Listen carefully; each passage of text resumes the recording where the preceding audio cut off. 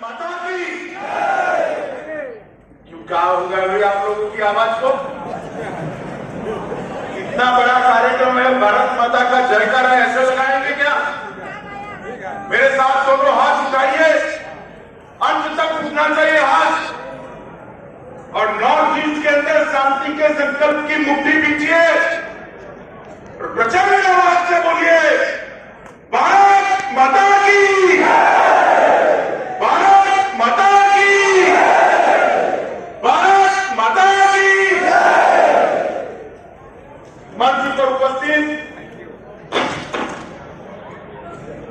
असम के लोकप्रिय मुख्यमंत्री, जिनके नेतृत्व में असम के अंदर शांति और विकास के एक नए युग की शुरुआत हुई है, ऐसे श्रीमान सर्बानंद सोनोवाल जी आज के कार्यक्रम के उत्सव मूर्ति, जिन्होंने पूरे कार्यक्रम को अपनी दृष्टि से रचना किया है, ऐसे असम के वित्त और स्वास्थ्य मंत्री भाई हेमंत बिश्व शर्मा जी, केंद्रीय मंत्री परिषद में मेरे साथी श्री रामेश्वर तेली जी, असम गण परिषद के नेता और एग्रीकल्चर मिनिस्टर असम श्रीमान अतुल बोरा जी, श्री पीयूष जालिका जी, श्री भावेश कलिता जी, श्री नबा जी, पीन ओझा जी, हमारे प्रदेश अध्यक्ष श्रीमान रणजीत दास जी, असम भारतीय जनता पार्टी के प्रभारी और भाजपा के राष्ट्रीय उपाध्यक्ष श्रीमान बैजयंत पांडा जी, और असम के चीफ सेक्रेटरी के नेतृत्व में बैठी हुई असम की पूरी प्रशासनिक टीम, और आज इस कार्यक्रम में इतनी विराट संख्या के अंदर आए हुए सभी भाइयों बहनों को मैं बार बार प्रणाम कर मेरी बात की शुरुआत करना है। मैं क्षमा प्रार्थी हूं कि आपको थोड़ी राह देखनी पड़ी। एक अन्य कार्यक्रम कश्मीर में प्रधानमंत्री जी सेहत कार्ड का वितरण कर रहे थे, उसके अंदर ऑनलाइन में जुड़ा था, इसलिए थोड़ी देर हो गई है, इसलिए आप सबसे मैं क्षमा प्रार्थी हूं। मित्रों, आज असम के अंदर लगभग 4-4.5 साल से जो विकास की एक यात्रा मोदी जी के नेतृत्व में और यहां सर्बानंद और हेमंत बिश्व शर्मा की जोड़ी ने आगे चलाई है, इसका एक महत्वपूर्ण पड़ाव आज, क्योंकि आज न केवल विकास, पूरे आसाम को एक करने के लिए, पूरे आसाम की जनता को जोड़ने के लिए, आसाम को भारत के साथ जोड़ने के लिए और आसाम को विश्व के अंदर गुरु शंकर देव के संदेश को पहुंचाने के लिए एक बहुत बड़ा कार्यक्रम आज यहां होने जा रहा है। मित्रों, प्रधानमंत्री नरेंद्र मोदी जी ने 2013 के चुनाव अभियान के अंदर कहा था कि जब तक पूर्वी भारत विकसित नहीं होता, भारत का विकास असंभव। और सौभाग्य है कि 2014 में देश की जनता ने प्रधानमंत्री जी को इस देश का प्रधानमंत्री बनाया, और नरेंद्र मोदी जी को जो शब्द थे, मोदी जी ने उसको चरितार्थ किया है। आज पूरा पूर्वी भारत, नॉर्थ ईस्ट समेत, पूर्वोत्तर समेत देश के विकास का ग्रोथ इंजिन बना हुआ है। जो पूर्वी भारत में, जो नॉर्थ ईस्ट से लेकर बंगाल, उड़ीसा, पटना तक कभी अलग अलग प्रकार के आंदोलन और हिंसा होती थी, अलग अलग लोग हाथ में हथियार लिए हुए दिखाई पड़ते थे, आज वो सारे मुख्य धारा प्रवाह के साथ जुड़े हुए दिखते हैं, और सारे वो युवा जो कभी आंदोलन करते थे, वो आसाम के विकास के साथ जुड़कर आसाम देश का धोखे दिन बनाने के लिए अहरनिश दिन रात काम है। मैं मानता हूं कि बहुत बड़ा परिवर्तन की शुरुआत नरेंद्र मोदी जी के नेतृत्व में हुई और भाई सर्बानंद सोनोवाल और हेमंत बिस्वा शर्मा की जोड़ी ने इस शुरुआत को गति देने का काम किया है। मगर आज का कार्यक्रम एक अलग प्रकार का कार्यक्रम। मित्रों, यह भूमि महान परंपरा की भूमि है। यहाँ का संगीत, संस्कृति, साहित्य अनेक प्रकार से अपना वैशिष्ट्य रखता है। आसाम की संस्कृति सिर्फ आसाम की संस्कृति नहीं है, पूरे भारत की संस्कृति का गहना है। आसाम की संस्कृति पूरे भारत की संस्कृति का गहना। और आसाम की भाषा, साहित्य, नाट्य रचनाएं, कविता, भक्ति संगीत और संस्कृति के आज जब पुरुष कोई है तो महापुरुष श्रीमंत शंकर देव। श्रीमंत शंकर देव ने पूरा जीवन आसाम को भक्ति के मार्ग पर ले जाने के लिए लगाया। आसाम के साहित्य की रचना कर आसाम के साहित्य और संगीत को एक नई ऊंचाई तक पहुंचाया। पूरे देश में इसको परिचय कराया। पूरे देश के अंदर आसाम के साहित्य और संस्कृति की स्वीकृति मिलाए। श्रीमंत शंकर देव, महापुरुष माधव देव, इन्होंने आसाम के अंदर एक प्रकार से आसाम की जनता को एक करने का काम किया। और उन्होंने उस वक्त कहा था, धन्य धन्य के काल, धन्य नार अनुभाल, धन्य धन्य भारत। इसका मतलब है मैं भाग्यशाली हूं कि मैं कली काल में पैदा होने के बावजूद भारत वर्ष में पैदा हुआ हूं, इसलिए मैं भाग्य। बड़े संदेश आसाम के महापुरुष शंकरदेव का संदेश, गुरु शंकरदेव का संदेश पूरे भारतवर्ष के अंदर फैला। और भारतवर्ष के अंदर एक प्रकार के भक्ति आंदोलन की शुरुआत। मित्रों, आज मुझे बहुत हर्ष पर्व हुआ था जो शंकरदेव का जन्मस्थान है। श्रीमंत शंकरदेव के जन्मस्थान भद्रवाह इतने सालों तक शंकरदेव की स्मृति में एक महान पहचान देने की जरूरियात, जो 15वीं सदी में उन्होंने दान दिया, जो योगदान दिया आसाम के साहित्य को, आसाम की संस्कृति को, आसाम के धार्मिक विचार को, आसाम के इतिहास को, और नाट्य लेखन, कविताएं, भक्ति संगीत, ये सब आयामों में जिन्हें आसाम को परिचय दिया, उसके जन्म स्थान की इतने सालों तक शासन करने वाले एक कांग्रेसी मित्रों ने कभी चिंता नहीं की। परंतु भारतीय जनता पार्टी हर राज्य के अंदर जो राज्य की पहचान है, संस्कृति है, भाषा है, कला है, इसको बल देने में मानती है। क्योंकि हम मानते हैं जब तक राज्यों की संस्कृति और भाषाएं मजबूत नहीं होती, भारत कभी भी महान नहीं हो। आसामी साहित्य के बगैर, आसामी कला के बगैर भारत का साहित्य और कला अधूरा।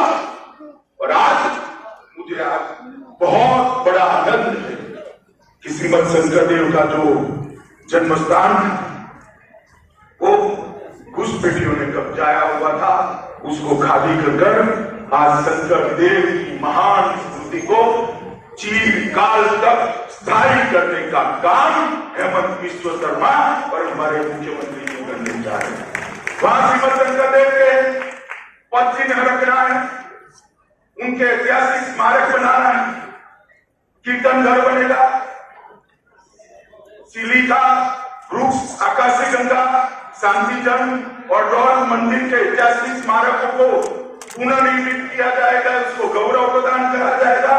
और इस महत्वपूर्ण काम के लिए 155 करोड़ जितनी बड़ी राशि आसाम सरकार ने इंगित की है। मैं बार बार हमारे दोनों नेता को इस काम के लिए अभिनंदन देने चाहता हूं। मित्रों, आसाम के अंदर एक दौर आ गया, आंदोलन में बदल, अलग अलग बातों को लेकर आंदोलन, सैकड़ों युवा मारे गए, शहीद हो, आसाम की शांति को भंग कर दिया। शांति को भंग करने के साथ ही आसाम के विकास को शुद्ध कर क्या रास्ता है? विकास ही एकमात्र रास्ता है। विकास तो होगा मोदी जी के नेतृत्व में, वो भी मैं आगे बात करूंगा, मगर विचार का परिवर्तन भी जरूरी है और वो विचार परिवर्तन सिर्फ विकास से नहीं हो सकता। आसाम के अंदर 1 लाख से ज्यादा नामवर वैष्णव संप्रदाय को, हमारी संस्कृति को, शंकर देव के संदेश को आगे बढ़ाने का काम कर रहे हैं। उसमें से 50 साल के पुराने 8,000 नामवरों को आज 2.5 लाख रुपया देने का कार्यक्रम पूरा है। और मैं फिर से बधाई दिए मना नहीं रह सकता मुख्यमंत्री और वित्त मंत्री, क्योंकि आपने जो एक काम किया वो आसाम के गांव के अंदर कभी वो अलगाववाद की भाषा बोलते थे, उनको एक भक्ति के माध्यम से एकत्रित करने का काम, इनामगढ़ का संदेश, आचार्य शंकर देव का संदेश, गुरु शंकर देव का संदेश आसाम को भारत के साथ जोड़ेगा और आसाम को विश्व के साथ, विश्व बंधुत्व की भावना के साथ जोड़ने का काम। और मित्रों, आसाम के अंदर चिरकालीन शांति अगर चाहिए तो यही रास्ता है। शंकर देव का संदेश ही हमें आगे ले जाता है। मित्रों, आज ये कार्यक्रम मैं तो बहुत आशावान हूं कि हमेशा के लिए आसाम से आंदोलनों की जगह, हिंसा की जगह, AK-47 लेकर घूमते हुए युवाओं की जगह भक्ति संगीत, साहित्य, कला, नाटक, इसके माध्यम से आसाम की एकता को फिर से एक बार मजबूती प्रदान करेगा और एक संदेश पूरे विश्व के अंदर जाएगा। आज गुवाहाटी में नया चिकित्सा महाविद्यालय भी बना है। मोदी जी जब से प्रधानमंत्री बने, आसाम की स्वास्थ्य सेवाओं के लिए मोदी जी ने बहुत बड़ा योगदान किया है। और मित्रों, लगभग 15 लाख की स्थायी और 5-10 लाख की अस्थायी आबादी के लिए आधुनिक सुपर स्पेशलिटी हॉस्पिटल की सुविधा भी इसके साथ बनने वाली है। और ये 500 बिस्तरों वाला अस्पताल, जहां हर साल 100 डॉक्टर, मेडिकल डॉक्टर होकर बाहर पड़ेंगे, जो आसाम के गांव की स्वास्थ्य सुविधाओं को पूर्ण करेंगे। मित्रों, 2 साल पहले मैं यहां आया था, आसाम के कैंसर अस्पताल का जो टाटा ट्रस्ट ने बनाया था, उसका भूमि पूजन करने के लिए आया था। उसके बाद मां ब्रह्मपुत्रा में बहुत पानी बह गया। देखिए, इसके बाद 7 चिकित्सा महाविद्यालय आसाम के अंदर बन चुके, मेडिकल कॉलेज बनने की शुरुआत हुई। इसके अलावा लखीमपुर, नौगांव, धुबरी, कोकराझार, तिनसुकिया और नलबाड़ी में 6 चिकित्सा महाविद्यालय और स्थापित करने की बात है, जो आसाम के युवाओं को एक मौका देंगे आसाम और देश भर के गरीब पेशेंट की सेवा करने का, अपने जीवन को आगे बढ़ाने, अपने जीवन को मार्ग को विकास के रास्ते पर प्रशस्त करेगा। मैं आज स्वास्थ्य मंत्री हेमंत बिश्व शर्मा को बहुत बहुत बधाई देना चाहता हूं कि नया इनिशिएटिव लेकर इनने आगे बढ़ा है। मित्रों, आज राज्य के अंदर 11 विधि कॉलेज की भी स्थापना की आधारशिला रखी गई। आसाम के अंदर निजी विश्वविद्यालय, निजी महाविद्यालय है और बहुत पुराने विद्यालय, परंतु आज राज्य में 11 सरकारी विधि महाविद्यालय की स्थापना होगी। आसाम ने इस देश को गोगाई साहब के रूप में एक चीफ जस्टिस ऑफ इंडिया लेने का काम किया है। ये विधि विद्यालय अनेक भी ऐसे विद्वानों को हमारी न्याय प्रणालिका को सुदृढ़ करने के लिए देंगे। धुबरी, नलबाड़ी, कामरूप, नौगांव, आंगलोंग, कार्बी आंगलोंग, जोरहाट, डिब्रूगढ़, सोनितपुर, कचरा, लखीमपुर और नौगांव, इस सब जगह पे ये विधि विद्यालय स्थापित होंगे जो आगे बढ़ाएंगे। मित्रों, मोदी जी ने पूर्वोत्तर का विकास, नॉर्थ ईस्ट के विकास को केंद्र बिंदु में रखकर 6 साल तक सरकार चलाई है और मुझे भरोसा है आगे पर भी इसी प्रकार से हमारी सरकार पूर्वोत्तर की सेवा करती रही। मोदी जी स्वयं कभी कभार 5 साल में एक बार कोई प्रधानमंत्री पूर्वोत्तर में आ जाए तो आ जाए। मोदी जी ने स्वयं 30 बार 6 साल के अंदर पूर्वोत्तर का दौरा किया है और हर बार तोहफा देता है, हर बार तोहफा। चाहे मेघालय हो, चाहे मणिपुर हो, चाहे मिजोरम हो, चाहे त्रिपुरा हो, चाहे अरुणाचल हो, चाहे अपना आसाम।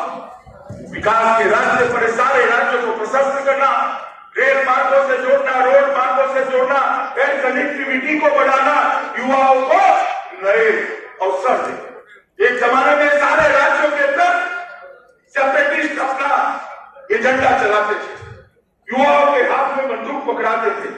आज सारे हथियारी ग्रुप धीरे धीरे धीरे मुख्य प्रवाह के अंदर शामिल हो गए हैं और आज युवा अपने नए स्टार्टअप के साथ, विश्व भर के युवा के साथ स्पर्धा कर अपने हस्तलक्ष्मी को भारत की हस्तलक्ष्मी बनाने की दिशा में आगे बढ़ रहे हैं। मित्रों, मोदी जी के नेतृत्व में शांति के लिए Bangladesh land boundary agreement, Manipur के ब्लॉकेड को समाप्त करना, ब्रू रियांग समझौता, ये सारे प्रयास किए हैं और सबसे बड़ा काम हुआ है यहाँ पर बोडो आंदोलन जो सालों से चलता था उनके साथ एक समझौता कर बोडो समझौता कर बोडोलैंड प्रादेशिक क्षेत्र समझौता कर आज आसाम के अंदर शांति की शुरुआत करने का काम नरेंद्र मोदी जी ने किया है। इतने सालों से हथियार लेकर जो बोडो युवा घूम रहे थे आज मुख्य प्रवाह के अंदर शामिल हो गए हैं और अभी अभी वहां पर चुनाव हुआ, चुनाव हुआ और मुझे कहने के लिए बड़ा गर्व हो रहा है 80% वोटिंग पहली बार हुआ है और रक्त की एक बूंद भी जमीन पर नहीं हुई।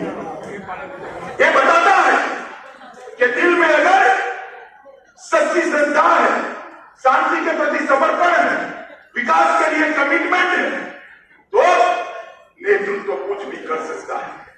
मोदी जी को नॉर्थ ईस्ट के विकास के प्रति श्रद्धा भी है, शांति के लिए कमिटमेंट भी है और विकास का लक्ष्य उनका तय है। इसीलिए एक के बाद एक समस्याओं को सुलझाते हुए मोदी जी विकास के रास्ते पर आगे बढ़े हैं।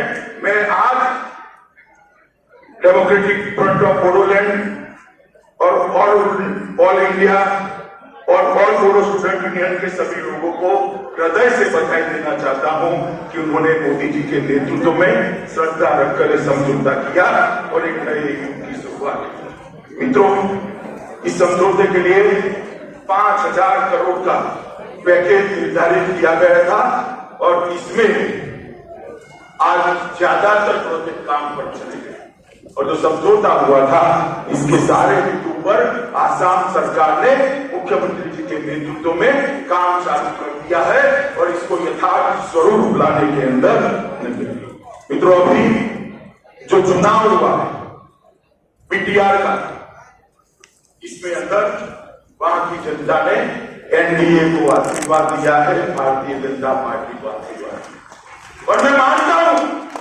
ये तो सेमीफाइनल है, फाइनल आसाम के चुनाव आने वाले हैं। यहाँ पर भी फिर से एक बार पूर्ण बहुमत की भारतीय जनता पार्टी की सरकार है। आज आसाम विकास के रास्ते पर चल पड़ा है। इसका कारण है आसाम की जनता ने सालों के बाद एक पूर्ण बहुमत की सरकार भारतीय जनता पार्टी की बनाई और सारे हर्डल को पार करते हुए मोदी जी के नेतृत्व में, सर्वानंद और हेमंत बिश्व शर्मा के नेतृत्व में हमने आसाम को विकास के रास्ते पर आगे ले गए। मित्रों, ढेर सारे हर्डल ये जोड़ी ने पार की। हेमंत जी हमारे स्वास्थ्य मंत्री हैं। अभी कोरोना काल के अंदर बहुत कठिन था आसाम जैसे राज्य के अंदर कोरोना को संभालना, परंतु आज मुझे कहने के लिए आनंद होता है कि समग्र देश में कोरोना का सामना करने में आसाम सबसे ऊपर के राज्यों में रहा है। टेस्टिंग के मामले में आगे रहा, 0.47% की मृत्यु दर, 0.47। 100 लोग संक्रमित हुए तो आधे व्यक्ति की ही मृत्यु हुई है। विश्व भर में, न केवल भारत, विश्व भर में कहीं नहीं है, सिर्फ बड़े राज्यों में आसाम ने ही इसको को दिल्ली किया है और 98% लोग आज स्वस्थ होकर अपने घर में पहुंचे। कोविड के दौरान सहायता भी बहुत की गई, वित्तीय संसाधनों का अच्छे से प्रबंध किया गया और कई प्रकार की सहायता देकर गरीब लोगों को कोविड के हिसाब से लड़ने की ताकत। मित्रों, मुख्यमंत्री जी के नेतृत्व में चाय बागान के लिए ढेर सारे काम। सबसे पहले तो मैं बधाई देना चाहता हूं कि उन्होंने 7,20,00,000 लोगों के बैंक अकाउंट खोलकर बिचौलियों से बचाने का काम किया है।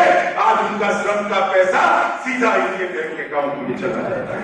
चाय बागान के क्षेत्र के अंदर अस्थायी महिला जो चाय बागान की है, वो जब गर्भवती होती है तो उसको 12,000 रुपया इंस्टीट्यूशनलाइज डिलीवरी के लिए देने का काम हुआ है।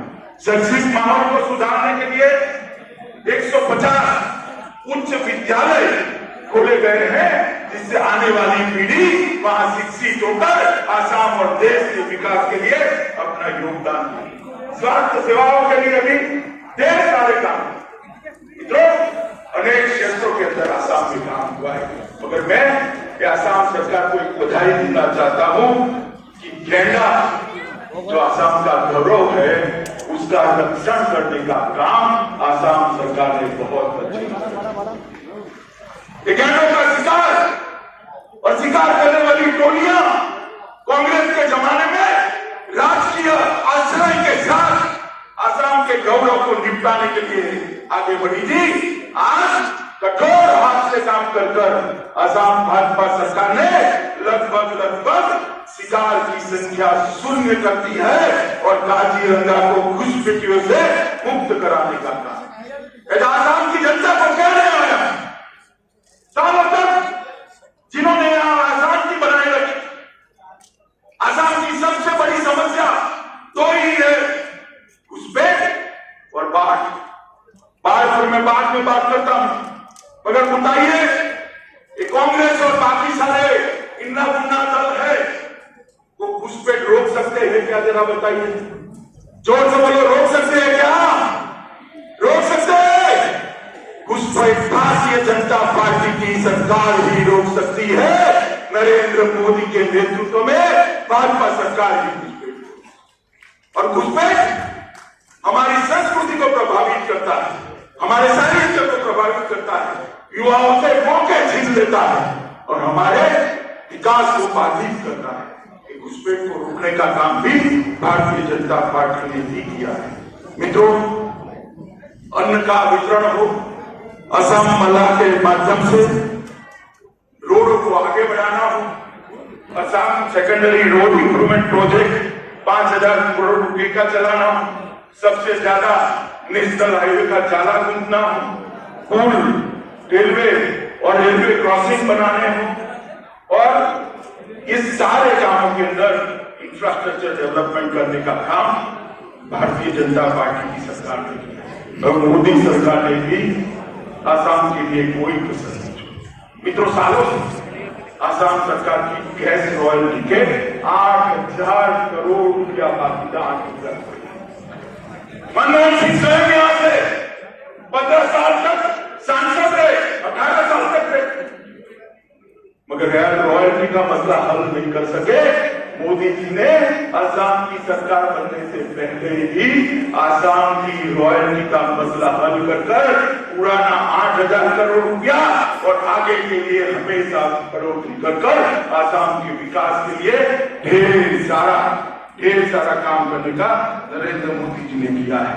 और मित्रों, ये जो संस्कृति के लिए लगाव रखने वाला, भाषा और संगीत के लिए लगाव रखने, भूपेंद्र हजारिका न केवल आसाम, पूरे उत्तर पूर्व के, नॉर्थ ईस्ट के साहित्य और कला के प्रतीक बनकर देश में रहे, मगर भूपेंद्र हजारिका को कोई सम्मान नहीं मिलता था।